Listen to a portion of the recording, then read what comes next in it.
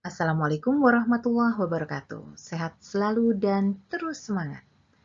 Alhamdulillah pada hari Jumat, tanggal 16 Agustus tahun 2024, saya berkesempatan menghadiri ujian promosi doktor dari Bapak Dr. Muhammad Iman Firmansyah, SPDI MAG. Analisasikan nilai karakter moderasi beragama pada mahasiswa perguruan tinggi umum di Indonesia. Apakah saudara sudah siap untuk ujian sidang ini? Siap. Saudara dipersilakan duduk. Judul disertasi yang diusung adalah model pembelajaran pendidikan agama Islam untuk menginternalisasikan nilai-nilai karakter moderasi beragama pada mahasiswa perguruan tinggi umum di Indonesia. Bismillahirrahmanirrahim. Assalamualaikum warahmatullahi wabarakatuh. Selamat pagi, salam sejahtera buat kita semua. Alhamdulillahirabbil alamin. Allahumma shalli wa sallim ala sayyidina Muhammadin wa ala sayyidina Muhammad.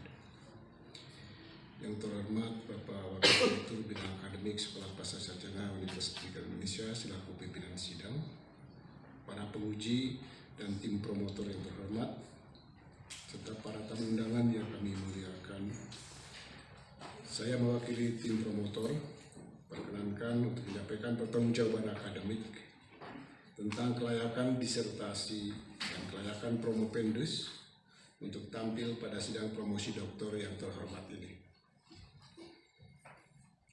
Muhammad Iman Firmansyah lahir di Garut 8 Agustus 1981 dari pasangan Sugiarman SPDI dan Neni Hasanah almarhumah Allahu yarham.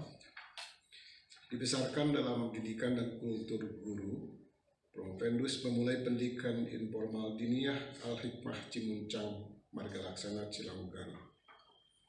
Adapun pendidikan formalnya dimulai dari pendidikan dasar di SD Negeri Jati Cilawu Garut, lulus tahun 1993, melanjutkan pendidikan menengah pertama di SMP Negeri 1 Cilawu Garut, lulus tahun 1996, dan pendidikan menengah atas di SMU Negeri 2 Tarogong Garut, lulus tahun 1999. Tahun 2003 menamatkan pada program Sarjana Pendidikan Agama Islam Fakultas Tarbiyah IAIN Sunan Gunung Jati Bandung, dan tahun 2010 meraih gelar Magister Pendidikan Agama Islam di universitas yang sama. Tahun 2020 melanjutkan pendidikan pada program doktor, program studi pendidikan umum dan karakter Sekolah Pasca Sarjana Universitas Pendidikan Indonesia. Promopendus memulai berkarir sebagai guru pendidikan agama Islam di SMA Mekar Arum Bandung, dan setelah menamatkan program magister kemudian menjadi dosen di Sekolah Tinggi Manajemen Informatika dan Komputer Jawa Barat. Tepat di tahun 2014 menjadi pegawai negeri sipil, mengampu sebagai dosen pada program studi Ilmu Pendidikan Agama Islam atau IPAI pada Fakultas Pendidikan Ilmu Pengetahuan Sosial Universitas Pendidikan Indonesia. Menjadi narasumber di Kementerian Agama Republik Indonesia baik pusat maupun di Kota Bandung sampai sekarang. Di luar aktivitas rutinnya sebagai dosen pada prodi IPAI di UPI, Promopendus aktif dalam beberapa asosiasi profesi. Di antaranya menjadi pengurus pusat Asosiasi Dosen dan Pendidik Agama Islam Seluruh Indonesia atau ADPISI, menjadi pengurus Asosiasi Dosen dan Pendidik Karakter Seluruh Indonesia atau ADIKSI, dan Asosiasi Program Studi Pendidikan Keagamaan Islam atau APKI. Selain itu, Promopendus juga aktif dalam organisasi pembinaan keagamaan mahasiswa dengan menjadi sekretaris penyelenggara program tutorial PAI dan SPAI UPI sejak tahun 2016 hingga sekarang, dan Ketua Yayasan Bina Geraha Merdeka di Kabupaten Garut. Sebagai seorang akademisi, Promopendus aktif menyebarluaskan pemikiran dan karya ilmiahnya, baik dalam bentuk seminar, konferensi internasional maupun publikasi ilmiah. Yang tergambar dari penelitian ini terlihat dari dua hal. Yang pertama adalah prosedur kerja teoretik dan prosedur kerja model. Yang pertama terkait dengan prosedur teoretik ini tergambar dari kajian pustaka yang disusun, yakni mendudukkan secara ontologis posisi mata kuliah PAI dalam kerangka pendidikan umum. Digunakan general teori berkaitan dengan ultimate meaning dan integral outlook dari Philip P. Dr. Iman Firmansyah atau biasanya saya sapa beliau dengan Kang Iman, memiliki kesiapan yang luar biasa baik dari sisi teori dan Terima kasih, metodologi, sehingga dalam penyampaian pun terkait dengan kalimat yang implementasi diucapkan model ini menggunakan bahasa dilakukan komunikasi pada 2 yang kelas. terstruktur dan Menggunakan tersistematis. one group pretest post-test dengan prosedur within subject. Pada 2 kelas itu, yang pertama sekali dilakukan pretest sebagaimana desain paradigma modelnya, metode penelitiannya, dan diperoleh bahwa dengan mengacu pada pendapat teorinya regulasi diri atau regulasi eksternal dari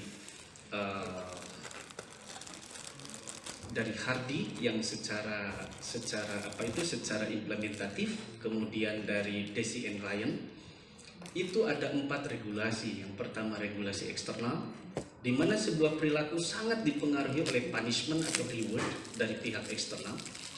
Yang kedua ada regulasi introyeksi, di mana seorang siswa atau peserta didik sudah menyadari tentang sebuah nilai tersebut, tapi masih berada dalam pengaruh luar masih ada.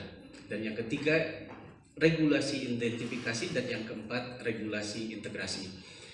Berkaitan dengan langkah-langkah pretest itu, saya memperoleh regulasi eksternal itu masih sangat dominan.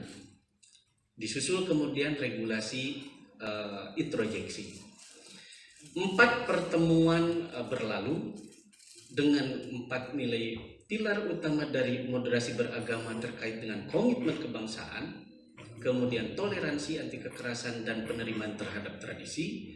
Maka setelah penguatan pada sintaks, elaborasi, dan refleksi, diperoleh menjadi meningkat pola selektivitas terhadap informasi agama dari regulasi eksternal introyeksi menjadi regulasi identifikasi dan regulasi integrasi.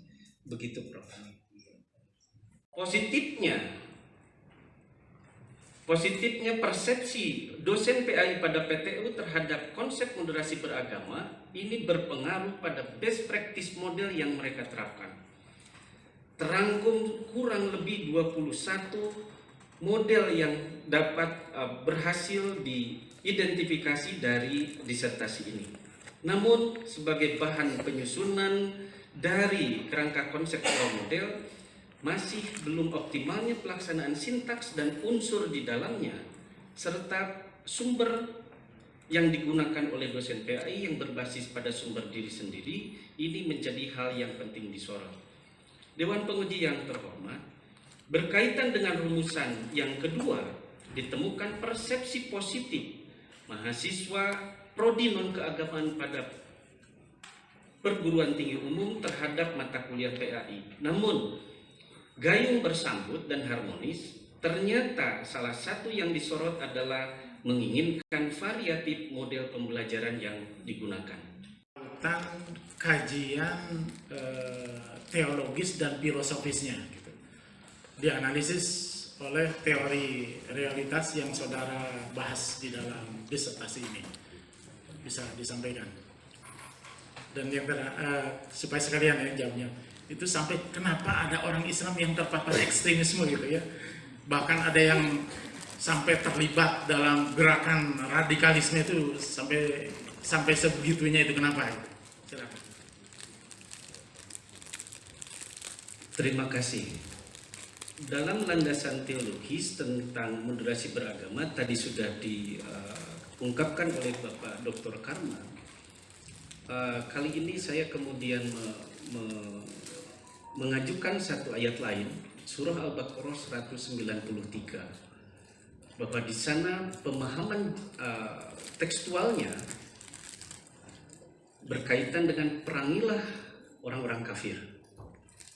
saya menggunakan pisau analisis dari Syekh Yusuf Qaradawi yang mengatakan ada 3 Muslim terkait dengan varian pembacaan ajaran Islam. Yang pertama adalah konservatif, yang kedua liberal, dan yang ketiga adalah moderat.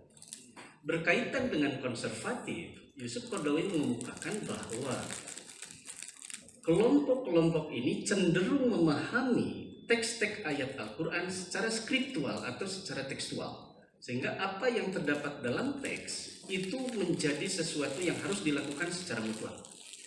Jika pemahaman demikian kemudian diimplementasikan secara gegabah, maka Al-Baqarah 193 akan menjadikan seseorang menjadi kemudian seluruh kafir harus diperangi, dan ini sangat berbahaya.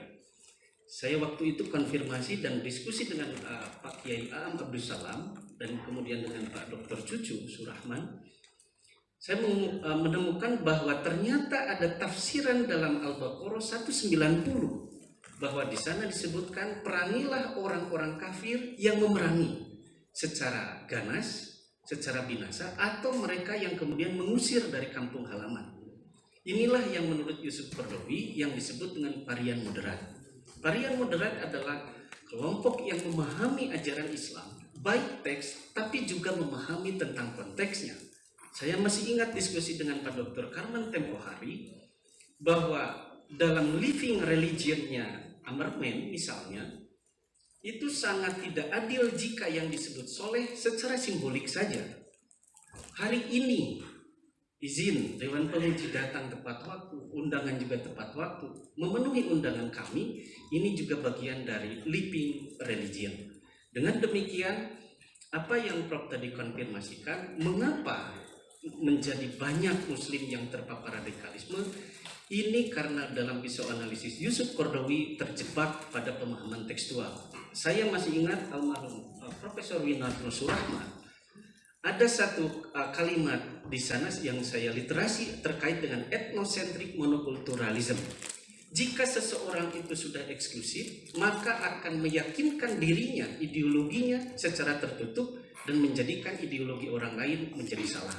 Dengan demikian, paparan-paparan bagi mereka yang terpapar radikalisme, ekstremisme, dan terorisme itu karena dirinya menganggap bahwa ideologinya yang paling benar, dan itu penyakit yang sangat berat terkait dengan etnocentric monokulturalism, dan model ini menjadi jalan tengah untuk mencoba berkontribusi.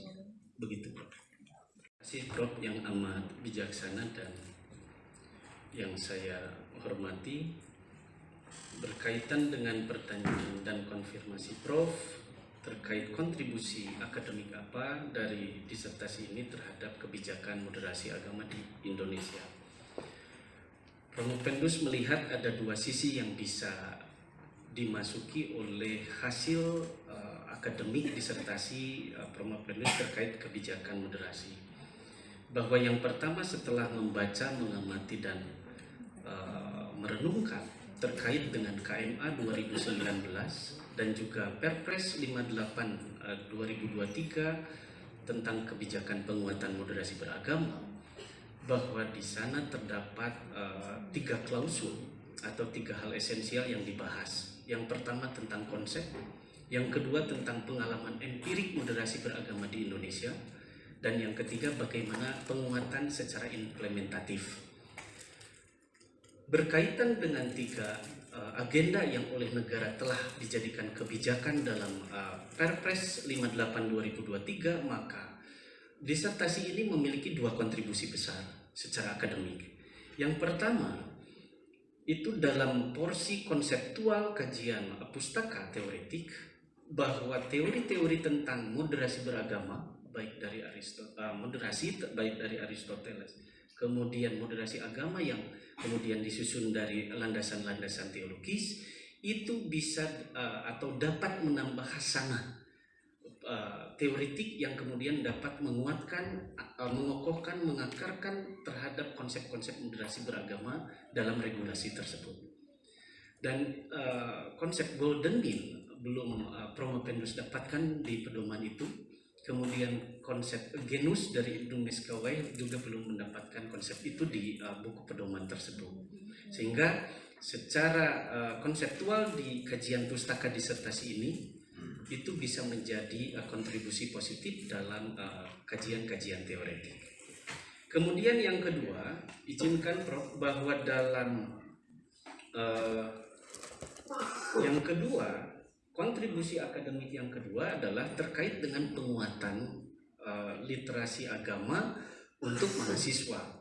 Dalam lampiran bagian B di Perpres 58/2023 disebutkan ada ekosistem, kemudian ada lembaga-lembaga strategis untuk bertugas atau berfungsi menguatkan regulasi agama. Mohon izin membaca sedikit, Prof.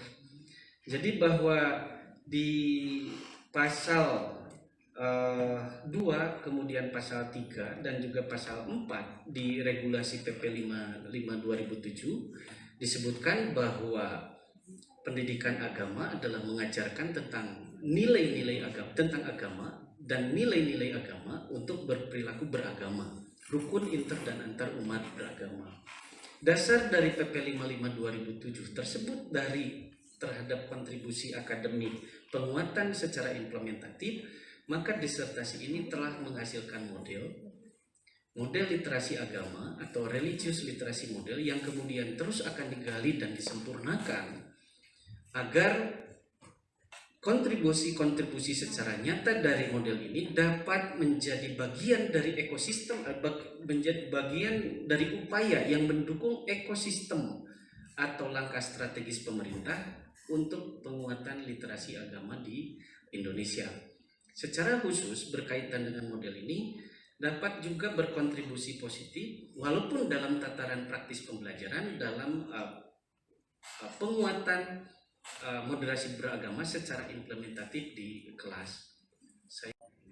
Sebagai bentuk apresiasi saya terhadap Anda, karena saya tahu persis Anda meneliti langsung di kelas dan saya juga menyaksikan di kelas, walaupun tentu tidak semua saya perhatikan di kelas gitu ya. Nah, membaca di bagian halaman berapa itu 215 sampai 327 ya, cukup panjang ini, cukup panjang ya.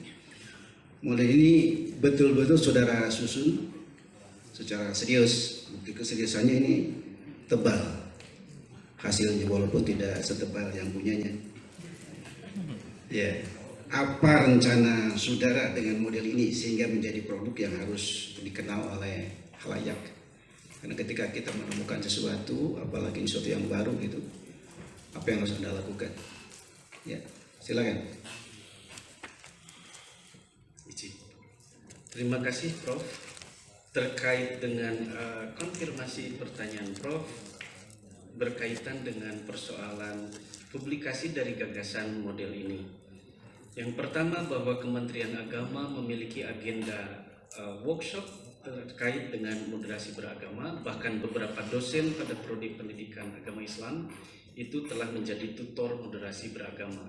UPI sendiri telah menjadi pilot project Gria Moderasi Beragama dan Bela Negara. Berkaitan dengan publikasi yang sangat dekat, model ini telah menghasilkan 2 video, kemudian 2 podcast, kemudian handout, 2 handout yang akan dipergunakan pada semester ganjil 2024-2025 untuk mahasiswa baru yang mengontrak mata kuliah PAI. Jadi ada 2 segmen secara luas bekerja sama dengan Kementerian Agama terkait dengan sosialisasi hasil ini dan sudah mendapat respon positif dari Ketua Umum DPP Advisi dan juga Ketua Umum DPP Adiksi. Terima kasih, Prof.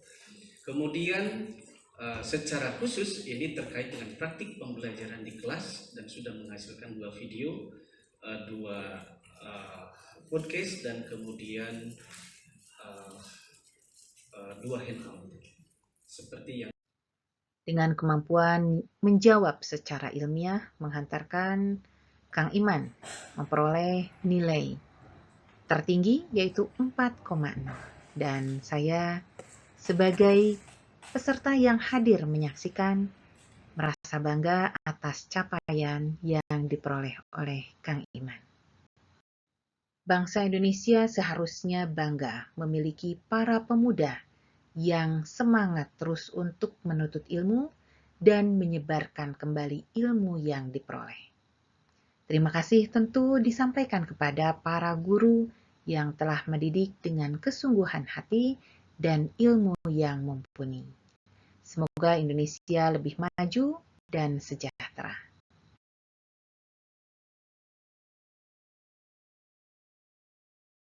Wassalamualaikum warahmatullahi wabarakatuh.